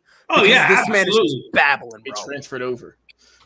But you know what? I think why that happened, and he says because that's what they don't have available right now. But honestly, I think once Baker Mayfield gets released, I think he scoops up Baker Mayfield. Be honest with you, Pride. Well, look, on a technicality, I do see why he's saying you won't trade for a quarterback, but not because he should be content with what he has. Now, I understand you got Drew Lock, so you got to hype up the kid. I understand that. But you also have to understand you don't have a good quarterback. That's just unfortunately, Drew Lock is not good. My guy just keeps getting benched for everyone and their mother. So, and yeah, I'm gonna tell you, even their mother's better. Right. Like if you're losing your job to multiple different quarterbacks, that already lets me know that you're just not good, unfortunately. I would say this though, in terms of trading, why trade when next year Jimmy Garoppolo is going to be available? Because if you know what I mean, he's going to walk. They're not trading him They would have traded him already. So exactly. They would have been traded him. And the fact that there's not tells me A, they have no faith in Trevor and Trey Lance whatsoever.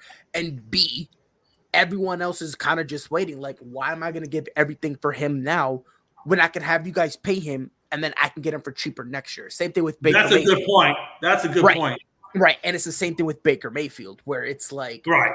Why trade him when you can pick him up off the once he gets they're released? going to cut him. Exactly.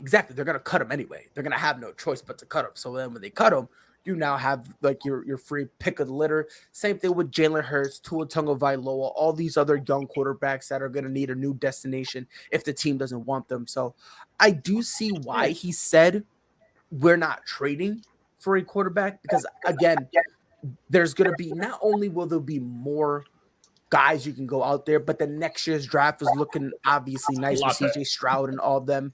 But the route he went, like, oh yeah, I'm content with our guys. Like, bro, you're stupid. You're old. You're senile. You're like, you're just nah, It's bro. true. It's It's true. Get out of here. Get out of here. Like if I'm gonna tell you this right now, if you look in the mirror and say Drew Lock is my quarterback and you smile, you need to get checked into not a nursing home, not a retirement home. You need to get locked up in psych, bro. I've been watching Chicago Med, bro. He need to go talk to Dr. Charles. This is ridiculous, bro. The mere fact that he thinks that Drew Lock is good, what's good is what you're smoking, G. Give me some, you old senile old butt boy. Like, imagine, bro. So let me ask you this. Let me ask you guys, before we go into, and all this is really to everybody, or no, Logan, this is to you. Okay. So, hey, watch this. So Baker is going to have to, I'm sure they're going to have Baker, because Deshaun's going to be on the suspension list, however many games, the league winds up suspending him for. Are they so they're going to have, I'm sure they're going to Well, we don't know. Hey, that's they're going to probably why they're keeping Baker, because they're probably anticipating the suspension. No, that's my point. But if you're Baker and you're just there to play 6 games, how does that affect his play? Bro, if I was Baker, I would sit out. I want to be a second fiddle. Yeah, that's what I'm saying. I would say y'all can suffer. You know, this is a guy that planted the flag. Hey, this is a guy that planted Oklahoma flag in the middle of in Ohio. You don't put him second fiddle. No, I'm taking an injury. What? 20 seconds in. 20 seconds in. Frankie, I think it was you and me talking about that. Yeah, we were talking about ASAP in the morning. Yeah, and Jay, I think you were there. What I would do is he's gonna get suspended. I say you guys can count on me. I'm here for you guys. We got it. I go out there as soon as I take the snap, I spike the ball and my shoulder broke. I'm straight up. I don't care. Man, this turf toe is killing me. Bro, listen, matter of fact, I'm getting as close as possible to getting a safety without getting a safety. I'm taking it back on our own 1 yard line. I'm taking a knee and then I'm grabbing my knee, and then it's gonna be non-contact injury. Swear to God. Yeah, I'm taking a few games off due to a really bad freezer burn. I'm sorry, I just can't do it. Listen, I love this dude. Hey, Ben Simmons. I'm pulling a Ben Simmons. I'm gonna go out injury and say after I'm gonna say during the snap the ball had my finger. So Anthony Price had a question. Don't the Browns have until June or something to pay him? I think they do, right? Maybe. Yeah, they're going to. Yeah, they're not. They're going to. You think they're gonna pay him? Well, they don't. If they cut him, they don't have to pay the entire contract. Yeah, so they're gonna wait till June and they're gonna get rid of him. No, Baker's gonna pull a Ben Simmons move. No, okay, what they're doing, because listen, the thing is, Ben Simmons, man, he had surgery. I don't know if I can say that. I've been defending Ben Simmons, so I'm allowed to say that. I don't care. I'm about to say, yeah. So I'm allowed to make that joke. So now that he got surgery, LOL. Now that we know it's like a legit thing. Yeah, now go apologize to him. I'm about to say, now we know it's a legit injury and wasn't just, Thank you. So again, since I defended him, I can make that joke. Logan, Frankie, Jay, go in your corner with your best friends. Anyway, I will say this. The Browns are only keeping Baker because they're like, the amount of money they have to pay him isn't anything extraordinary. So they're willing to pay him. The only reason is because they do not know. Like, the NFL has not closed their case on Deshaun Watson. They haven't closed it. So because they haven't closed it, he can technically still get suspended. True. Who would you rather have be your quarterback for 6, 7, 8 games? Baker Mayfield or Jacoby Brissett? Oh, we're going Mayfield. Yeah, Baker by a mile. Jacoby. No, I'm joking. That's what you're just trying to be different. You're just trying to be different. I'll lead y'all to a nice record. But again, I'm gonna break all the records, boys. But that's just why they're waiting for him. Like, the money doesn't really mean much to them because, again, it's not too much. It's not anything extraordinary. So he's still on his rookie contract, isn't he? Yeah. Yeah. It's not like you said, they're not paying him a lot. Right. So I think they would do that. I think that's what I think they do. Probably why keep Baker when you sign like 2 or 3 other quarterbacks? Because who of all the quarterbacks, including Baker, who's the best? No, yeah, who knows the playbook? Who the I don't playbook? think he knows the playbook. He knows the players. For the most Right. part, like he's been in the So it's system for like- years. I mean, he's the perfect bridge gap quarterback. Now, If we don't get get it Deshaun. twisted. Now, AP, don't get it twisted, bro. I'm with you because as soon as you got Deshaun Watson, you should have traded Baker Mayfield. ASAP, or even before. 100%, or even before, or even have him in that trade where you sent him. They should have to done the what the Texans. Falcons did. They should have tried to go after Deshaun Watson. They didn't. The Falcons did it again, and then like a week Right. later, Matt Ryan was gone. Right. Right. So Like it's like, that's you know what they I mean? should have Like, done. Right. Yeah. So like, You don't I'm keep with him you. around Right. Like I'm with you. I agree. and I because will say this. obviously he's pissed off because Right. this was supposed And to be the guy to lead this. This is the guy who led the team to the playoffs for the first time in ages, a couple years Baker ago. has been outside of Deshaun Watson. Baker Mayfield has been the best quarterback that the In the Cleveland Browns had. in You forever. can make an argument in their history. Right. I bet you the That's how Browns bad like. they've been. I bet you the Browns try to trade Baker probably to like Seattle, but they probably asked for like DK Metcalf in return, and Seattle's probably like, no, you're Yeah, they crazy. might have just been asking too much. I wouldn't be surprised. I wouldn't be surprised. But the thing is like, if Deshaun Watson wasn't going to get suspended, He would have been. I think Baker's already cut. In all honesty, I think Baker's cut. I think the reason why they're keeping him is because we just need that somebody, fear of a suspension. right? Like we just need someone to hold this down No, until he's done, I until think- he's finished his suspension. You know, But I'm gonna talk about this now. Go back to Seattle. I think that if it's June, if we know that if they know, because they're gonna know first and earlier, if there's Right. a possibility that if he is gonna get suspended, you sign him to a 1-year deal, and then you trade him as soon as that suspension's up, Mhm. Oh, absolutely. and then for whoever Or team you that drop you him. trade to, Well, you try to trade him, or you drop him. One of the two, whatever comes first. I you guess. trade him, and then I feel like he'd just kind of be a backup the rest of the season. Or if a team is struggling and they want to go a different route, there you go. But it's a really rough situation for him. But as for the Seahawks, I mean, like I said, I don't trust Drew Lock. I don't trust Geno Smith, for God's sake. So, I mean, this team's going to be rough. It's going to be rough to watch. It wouldn't be surprised if they trade. Didn't they just sign DK to like a contract? I mean, No, I don't think No. so. No. he's going to be gone whenever it's over, though. No, You think he's going to stay? I think so. If the team don't get better, No, If Cleveland wants to trade Baker, they're gonna have to do it by the trade deadline this year, because I'm gonna tell you, if they go into next year with still Baker Mayfield, no team is gonna want to trade for him, because next year's No, draft no, is a quarterback After- draft. no. After next year, he could walk. you're right. He'll be a Yeah, free but agent. what team? Let's be real. I mean, I understand people are probably gonna want to pick him up for the experience and stuff like that, but next year, like, obviously they're gonna want a young quarterback, and next year's draft is a quarterback draft. Like, a lot of quarterbacks are gonna be in the draft next year. So you really think people are gonna Yeah, waste the money on Baker Mayfield? yeah. I mean, 100%. I'm just saying I would, 100%. but like, Well, because here's the thing, because you're looking at it from the Detroit Lions and the Houston Texans. I'm looking at it from like the Miami Dolphins, the San Francisco 49ers, the already Philadelphia team that's Eagles, those teams that are built and are honestly just looking at their quarterback, and the Yeah. quarterback is basically the only question that they have. I Right. think those are the teams that will look at Baker because The middle of the they would road be in a teams. situation. Not the Right, worst those- team in the league. Exactly, because those teams And they will know be they're in a going to get position- Baker on a cheap as well. Right. Because, I mean, They're going to get him on the cheap. because he was hurt last year. He had a rough season. We all know that. Right. And- So he's cap I mean- friendly, and he still has talent or something. Right. You know, Yeah. whatever. Plus, he's still. I mean, No. he's still young. He's probably like 25 or whatever. Like he's still Mhm. super young too. It's not like he's old. All right. So, But so we'll for see. me, you couple all that. And I just think with Something Seattle, like I think they ride Drew Lock out. My personal opinion, I think That's they ride good Drew for the Lock out season. until Baker gets released. And Yeah. if Baker gets released, I think they sign Baker on the cheap, and I think they probably get rid of Geno Smith and just ride with Drew Lock and Baker Mayfield as their quarterbacks. Personally. Wouldn't surprise me. All right, Jay. What's up next? Yeah, brother. All right, next one's up is Hurts says he's ready to lead the Eagles. He does. He has. Hey, look, he's come out and said he's ready to go for the Eagles. It's my team, so we're ready to go. Quote end quote. He's had. The Eagles had 3 first-round picks that they could have traded away for Wilson or Watson, but they didn't do it. They didn't trade it. So they did trade 1 pick to New Orleans for the first. They swapped first round picks 22 and 23. So that is to say, who's to say that if I guess if Jalen doesn't work out this year, maybe they use that first round pick in 23 to go out for that draft class that's supposed to be pretty good coming out next year. So I think they did kind of give themselves an out there. But honestly, man, hey, look, let's be honest. Hurts has no reason not to be successful, guys. They brought in Brown, they got Smith, they got a good running game in Sanders. They upgraded some of their defensive specs in the first round.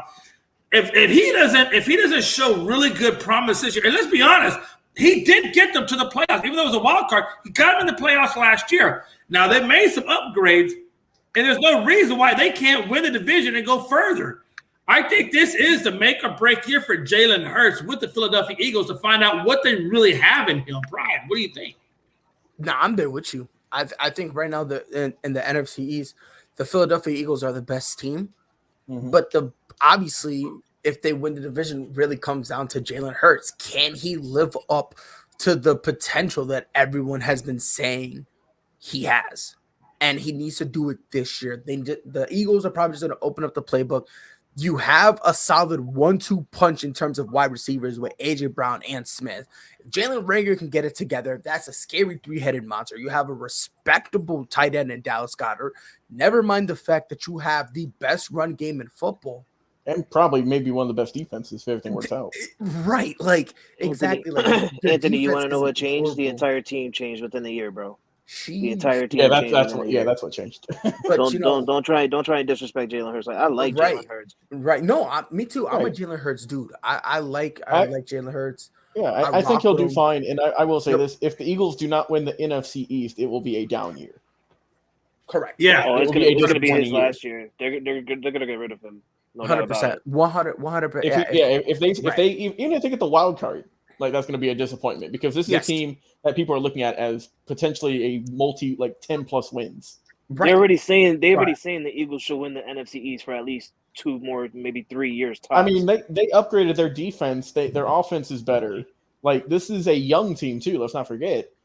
And I mean, I get if they might struggle potentially early in the season because I mean, like I said, it's a bunch of new guys. But I still feel they have all the talent, and they've upgraded the most in the NFC East to win that division. Right. And my thing is, it really comes, like I said, I think it's going to come down to Jalen Hurts needing to be able to produce. I think he can, and I think he does. Now, whether or not he does or not, that's yet to be seen. But I think right now he's in an awkward situation where, I think he understands if I don't ball out, my replacement is out there. He's coming. Right. My replacement is out there. There are a couple quarterbacks who will be able to move around and whatnot. So I think he understands that. I think he knows that. So he gets the fact that, look, this is the year I need to step up. And I do expect him to be able to. I think he does. But there's definitely going to be a lot of pressure on him this year because I think him and Tua Tagovailoa are in the same boat where this is it. You need to be able to show up and be the guy that we expect you to be because if not, we're going to start looking elsewhere.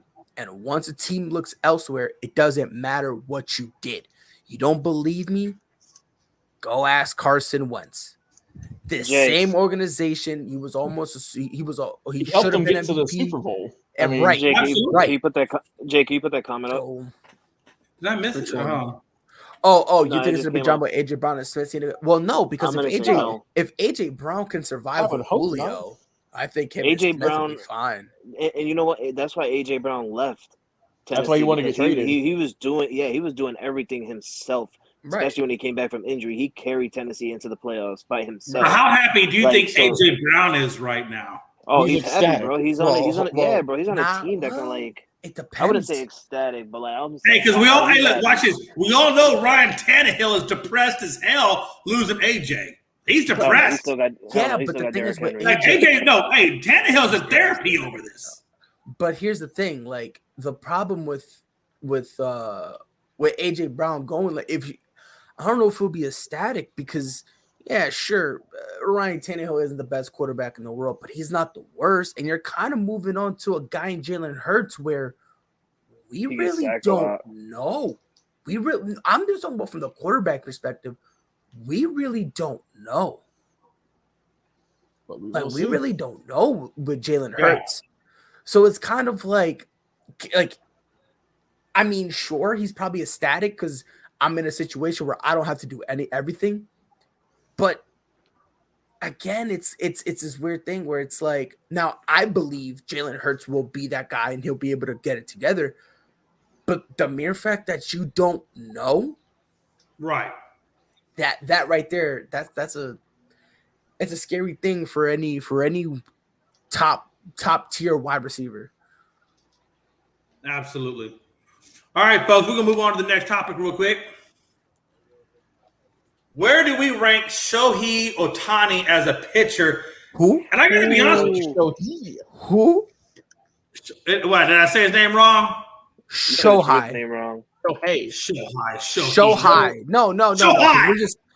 Shohei. It's Shohei. Shohei. Okay, so it's Shohei Ohtani. Let me put it this way, guys. Shuhui.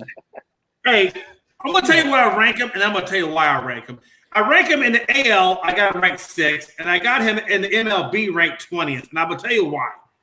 Shohei Ohtani That's is ranked where I ranked him because what makes Shohei Ohtani so good is the fact, or what makes him so recognizable, is the fact that he can hit and pitch. That's his niche. That's his forte. We're just talking about a pitcher.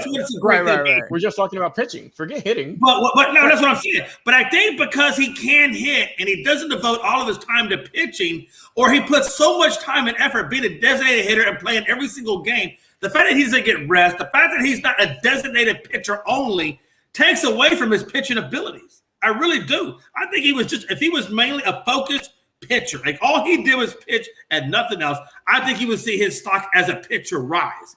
But the fact that he's a hitter and pitcher, you can't do both, or you can't be great at one thing when you're doing both. And I think that's just kind of what hampers him a little bit. But needless to say, as a pitcher, I was still taking him on my team 8 days a week. But that's why I had him ranked where I got him ranked. It's just because he's not a dedicated pitcher, and he just does not. He's not as good as everybody else. There's a lot of other pitchers out there that are dedicated that are better than him. That's just where I see it. Name me 19 other pitchers. Name me 19 other pitchers before him. Thank you. Okay. I don't know about all 19. I mean, right off the top of my head, I'm thinking. No. JJ, hold on, Jay. We're not asking you to name 18 or 19 random pitchers. That's not what we're asking you. You said you have Shohei Ohtani. You said you have him 20th. On MLB. On all of the National League and you're talking about in all of the MLB. I want you to name me the 19 pitchers you have above Ohtani. And I'm going to tell you this right now, Jay. I swear to God, if you say Garrett Cole, I will never be on the show again. I swear to God. If you have the nerve to tell me Garrett Cole is going to be one of the names you put over Ohtani, I swear to God, I will fucking leave. So I'm sorry, Logan. I tried not to curse. It's fine. I don't care anymore. But I'm telling you, I will leave, and I will leave ASAP. So tread real careful. I'm not joking. Freddie, if you're watching, I know he's sweating. Go ahead. Watch him say, it's up to you, Jay. He's going to throw. Hey, listen, that's too much pressure, man. Go ahead. That's too much pressure. But I will say, I think. Okay, I'll give you how one. about this? Name a few, Jay. Just name as many. Just name like 5. No.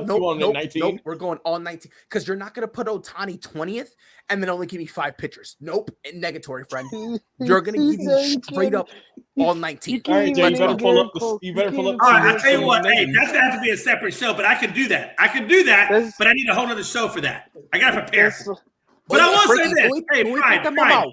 Right, but I will say this, and I think you'll agree with me. I'll give you one right off the bat in the AL that's better than him, and that's Chris Sale. He's hurt. I can't put Chris Sale there. I can't put Chris Sale there. And I'm a diehard Boston Celtics. I don't know. I think I put him there. I can't, but I can't because availability is your best ability. Let me ask you a different question, then, Pride. What is it about Ohtani as a pitcher that makes you think he's just that great? Velocity. Okay, everybody's got a lot of velocity. Okay. Hold on. But there's more to it. Velocity, his command. You name me 5 other guys that can throw 96 mile per hour changeup. Waiting, still waiting. Oh no, you can't. But how often? But what I'm thinking about him is his injuries, because he does do that. I think that just wears him out. No, he's not exactly the most durable pitcher. So then, hold on, time out. Don't spit nothing about injury and then say Chris Sale is better than him. No, but what I'm saying, okay, so you got command. What's his? So do you factor in ERA at all into that equation? I would hope. No. I'm just asking. I'm just asking because I mean, I factor earned run average into it. Yes. I factor whip into it. You have to. Yes, you have to. Yes. I don't put wins into it. I don't know. Because wins doesn't mean anyone can lead the league in wins. Just because you go 6-7 innings doesn't mean you know. Exactly. Like for instance, because if we're going by wins, then Jacob DeGrom is a horrible pitcher. Jacob DeGrom is trash. Right, but, and he literally loses all his they actually looked up all his losses. 15 games, or he got no decisions because Price spit it out. Price, stop stuttering over there. No one's stuttering. No one's stuttering. You're like they. No one's stuttering. Logan was talking, so I stopped talking. No, I'll pinpoint it. I'll show it to you after the show. Damien said, wait, hold on. Damien said he's better than Harper. It doesn't make sense. Harper's not a pitcher. Oh my god! Oh my god! Bro. He said Ohtani. He said Ohtani is top 15. Damien, name us 14 better.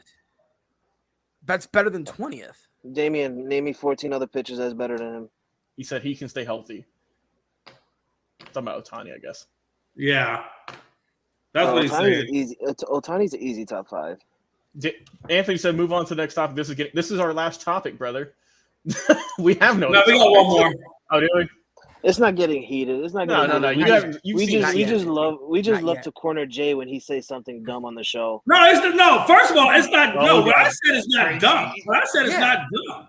To say he's 20, put him in top 20. That's dumb. To call him 20. I'm telling you right now. Hey, come Tuesday, I bet you I got 19 pitches better. Oh, of course. So give me 10. So then give me 10. So then give me 10. I personally think Cole is better. I really do. Oh no! Get out there. There you go. See you later. Have a nice life. No, I love it. Don't go nowhere, Brian. It's disrespectful for Pride to say you can't put Garrett Cole up there, like, because that's like. I mean, maybe you're not looking at Cole's complete body of work. I mean, he's got out to a rough start this year, but good God, man, and last year and the year before that, and come on, what are we doing here, bro? What are we doing here? Ever since he left the Astros, the dude has been a number 2 at best. Knock it off with the tomfoolery and the foolishness. I don't want to hear nothing about it, man. He has been, no lie, he has been number 2 best pitcher in like the past 3 years. Listen, ever since he left Houston, I will say this to my dying breath, and the only people who won't accept it are stupid Yankees fans who don't even understand baseball. Right now, if Garrett Cole's your best pitcher, you're never going to win the World Series. That's the unfortunate reality of the situation. Frankie's don't know about that one now. No. But as a Yankee fan, he is our best pitcher in the lineup right now. And if I see where Pride is coming from. That's what I'm saying. I see where you're coming from. Your best pitcher right now, you're gonna take a flaming hot L. What Yankees fans are trying to do is look at what he did in Houston and say he's gonna be like that. We already know what he was doing in Houston wasn't legit, but it's fine. Whatever. They crack on him. All of a sudden, the dude looks mid at best, and they were having concerns talking about we might have to bring him out of the bullpen. Not even as a closer, as a relief. You do the math there. Listen, the same thing happened with you know who else this happened to? The Dodgers and Clayton Kershaw. Why do you think they started boasting up the starting pitching, man? That actually, I know lie, probably that'll actually be smart on the Yankees' part if they put Garrett Cole as a reliever instead of a starter. Because he can't hack it anymore. He can't. The dude is turning into CC Sabathia. He gives up 1 home run, and the rest of his outing is ruined. It's ruined. And I'll give you guys this. As a Yankee fan, I'll give you guys this. Garrett Cole has walked a lot of batters this year, more than he did last year already. Like, come on, man. And you're looking at it legitimately through clear eyes. The other people who don't, again, these are people who don't watch baseball, who are only Yankees fans because it's a new trend. Like, Garrett Cole being your best pitcher is not going to get you anything anymore because A, he is not what he was in Houston, and B, they cracked down on him. As soon as they cracked down on him and it began, do you guys know what his ERA was? Over 4. Over 4. Since then, he's been like a mid-3 pitcher. So, Pride, where do you rank Ohtani? What is he, top 5, top 10?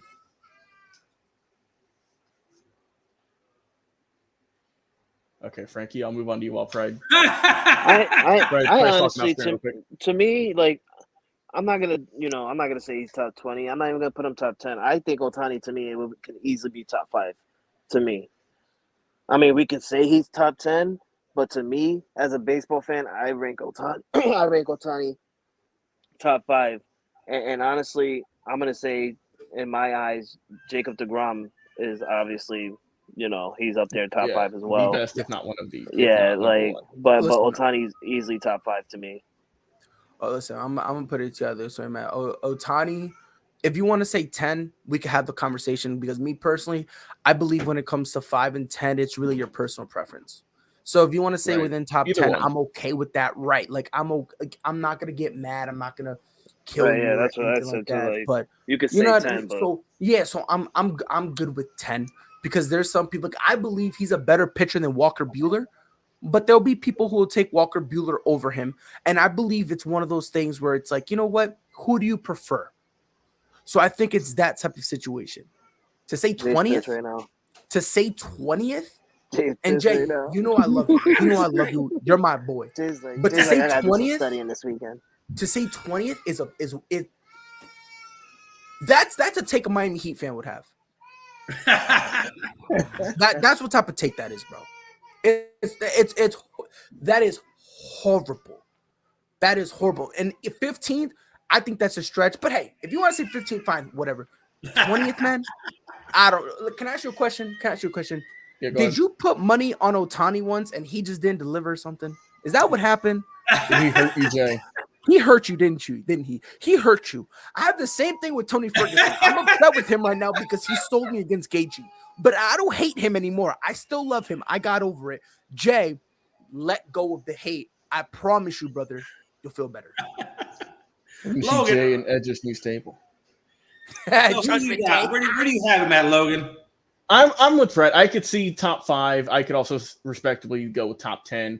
I definitely think he is a top 10 pitcher. Especially this year, Jay. He is leading the league in strikeouts per 9 innings pitched with 14. Now, he doesn't lead the league in strikeouts, but that means that he is averaging the most strikeouts pretty much per game. So he'll go one day with like 11, like we saw this earlier this week, and then he might go with 5, 6 the next one. But he's had a really good year. He had a really good year last year also. I mean, 9-2 record, 3.18 ERA in 23 games. And I mean, that was coming off of an injury-riddled season too. He doesn't give up many home runs at all. He's not even allowing a home run per 9 innings. He doesn't give up too many hits. He's getting about 6 to 7 so far. And he's pretty solid overall. Like he is a really good pitcher. He doesn't walk a lot of players either. The most he's ever walked, Jay, was in 21 when he only had 44 walks the whole season, and that was in 130 innings pitched. So he doesn't give up many home runs. He doesn't give up many walks. He strikes out a ton of people. And the Angels have been pretty much trash ever since he's been on the team. I mean, they have yet to make the playoffs with him as a pitcher, as a hitter. And they also have, Mike Trout on the team. So, I mean, Anaheim also is a hitter-friendly ballpark. Let's not forget that too. But, I mean, I could definitely see, I can easily say top 10. Top 5, I mean, that's we can always debate those. But easy top 10 for me. What about you, Frankie? Yeah, I already said that he could say top 10. But to me, as a baseball fan, he's the easy top 5. I got you. Jay's just high on that marijuana over there, that medical marijuana he gets. Yeah, I mean, I get what you guys are saying.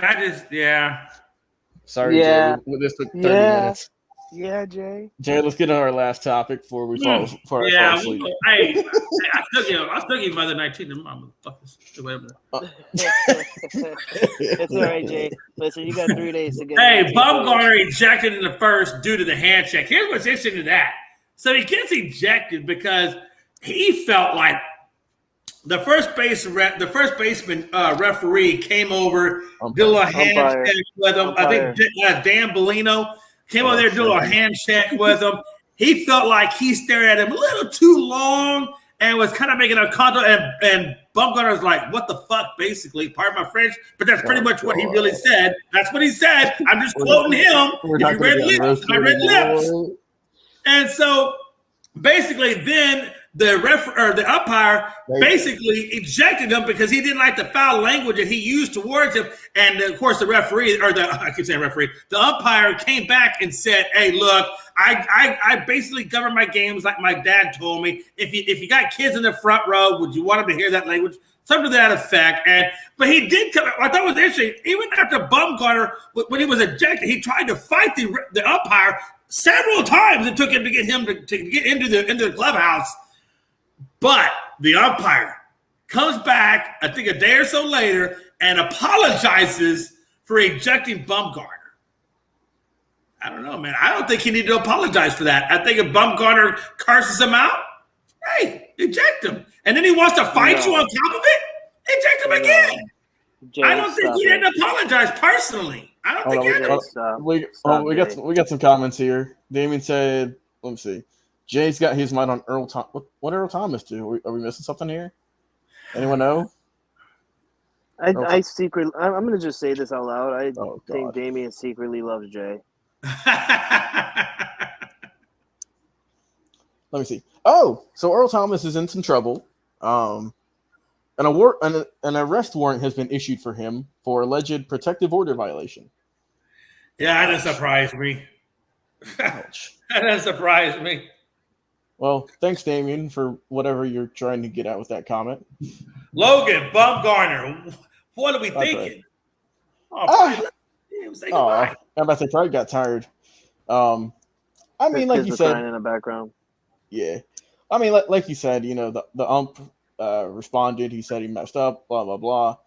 I mean, we're probably going to see this again, in all honesty, just because the hand check rule is still pretty new, and it's.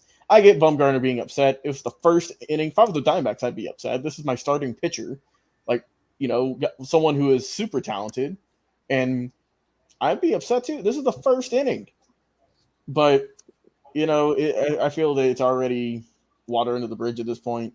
But it would not surprise me if we see this happen again with more pitchers, to be honest. Yeah, Frankie. I stand fully behind Bumgarner, honestly. Oh, yeah.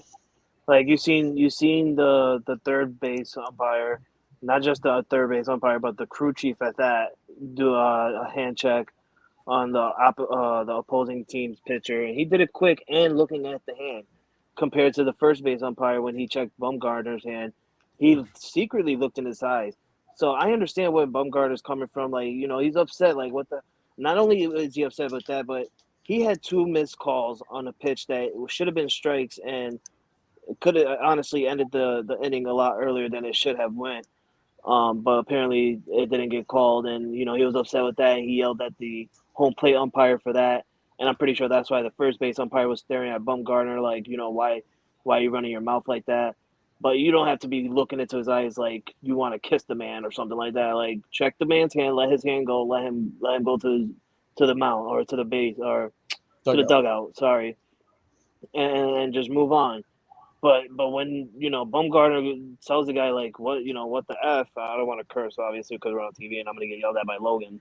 When he says what the F, like I stand right behind him. Like, come on, bro, let go of the man's hand. Stop looking deep into his soul. Like what the hell what are you doing? What are you doing here? Like, so I stand behind him, and then he gets to Jay. When he gets ejected, Jay, that's when he gets all crazy. Like, I get that. I get that.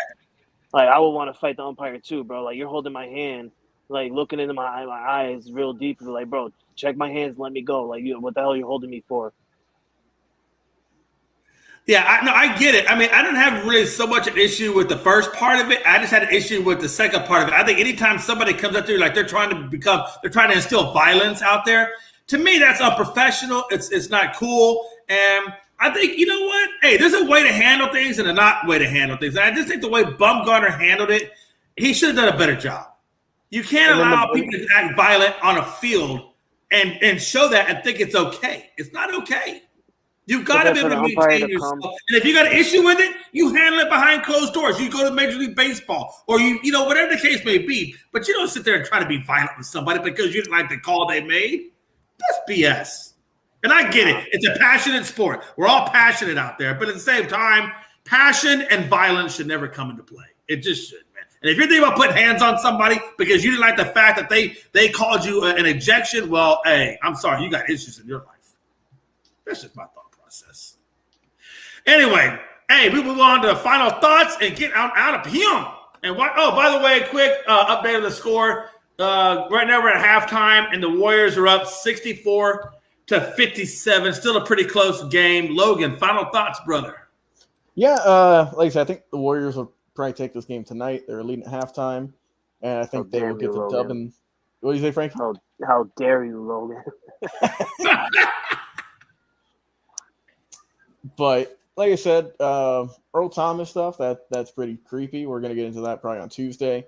But yeah, like I said, enjoy the WNBA. It kicked off tonight. Like the game's going on today and this weekend. Everyone enjoy your Mother's Day tomorrow. And just hope you have a good weekend. Frankie. Yeah, man. I'm hoping Memphis turns it around at halftime on the second half and to tie this series up to a piece. This is a really, really interesting series, and we all thought that this was going to be a good series. I just want the Memphis to win, so my November prediction comes true. Also, New York Yankees postponed back-to-back days due to rain delay and weather situations. Got a doubleheader tomorrow against the Minnesota Twins, followed by a game on Monday against the Twins. And we won't have a day off until May 30th. So we got a 23-day, or I think 23 games in 22 days. So it's a really long stretch for the Yankees. The Canelo fight. I haven't been keeping up with the Canelo fight. I mean, idea who he's going with. Frankie, you follow some boxing. You got any clue? I honestly don't follow boxing not until Robert Duran Jr. gets up into there. I got you. Let me check real quick. Canelo Alvarez has a fight against Dimitri Bivol going tonight. Is it tonight? Is it fight tonight? What's really important tonight is the UFC. I'm about to tell you, yeah, UFC's tonight. I think it is. Yes, tonight, Saturday night. Well, I'm going Canelo. I always go with Canelo. He's a great fighter. Well, Jay, if you want to watch the fight, you know, we can check out our boy Gonzo. Yeah, or you can hit up Frankie and we'll hook you up, brother. I'm about to say our boy Gonzo not here tonight, but he is doing a live stream of the UFC pay-per-view, doing some reactions with. I don't know if it's him and his dad. I know he is definitely on it, so go over there, check him out, Gonzo's Sports Room, and who knows, you might see some of us on there. All right, folks, it is end of the show. We appreciate everybody joining. And like I said, you got UFC going on tonight. You got the Canelo fight going on tonight. You got WNBA coming at you. And then you got the Grizzlies and Warriors second half. So there's more than enough to catch for you guys to see. So lots and lots of sports going on. And we will see you guys on Tuesday, 7 p.m. Eastern time. And until next time, it's your boy, Jay McLovin. We have Pride on as a special guest. You got our always faithful Logan Landers, and always off the chain, Frankie C, man. Until next time, we see y'all later. We out of here. All sports, all plays. Happy Mother's Day. All sports, all plays. All sports, all plays. 365, we making a plays. You talking the game, get you to the days. We're high in the court, the dime in the lane. Variety, topics, living the same. All presentation, sports information. In the airways, taking the nation. All sport, all plays, like working your faces.